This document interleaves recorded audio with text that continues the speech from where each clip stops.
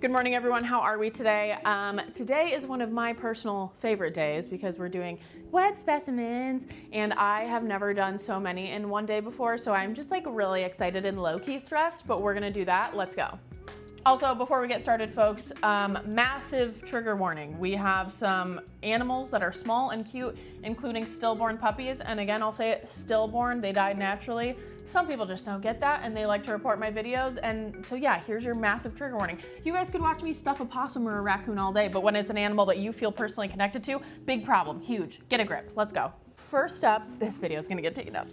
Okay, we have 4 chipmunks and 3 squirrels, so we're gonna be doing these guys. This is a muskrat, which was a little bit hesitant to do this because I feel like when animals have a lot of fur, especially if it's dark, it just kind of like in the liquid blends all together and you can't really see them. So this is kind of an experiment. One of my trappers gave me just a fox's head, so we're gonna use that. Then I have a good amount of weasels, the white weasels with their fun little tails. So we're gonna be doing these. I love wet specimens of these guys. They look so cool. And I'm just gonna give you guys a little glimpse of these because again, this just feels very sensitive, but here's our little puppies.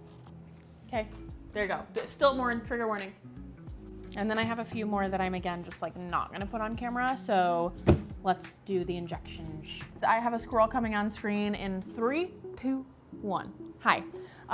So for any animal, the majority of where you want to inject it is in the torso area. That's where all the mushy gushy stuff is. So for a smaller animal like this, I'll probably do 4, maybe 5 throughout the entire torso. And then I'll also hit a little bit into the juicy leg muscles, maybe 1 in the throat. And then after that, you put them in formaldehyde in the shape that you want them in for a few months, and then they are preserved. But again, I'm not gonna do that on camera, all the injections, so I'm gonna do all that and I'll be right back.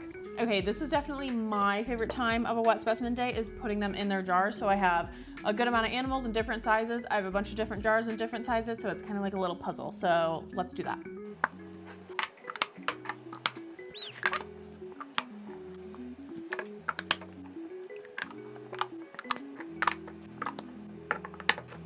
All right, last step, I am going to throw a mask on and fill these guys up with formaldehyde, and then we're done. Okay, you guys, that is all for today's collection. I am so excited about every single one of these. I love wet specimens so much. They're so satisfying. I am gonna let some of them sit for a month, other ones for 3, depending on the size of them. And if you guys wanna see me switch them over to clear and clean iso alcohol, then come back then to watch that video and I'll put them up for sale.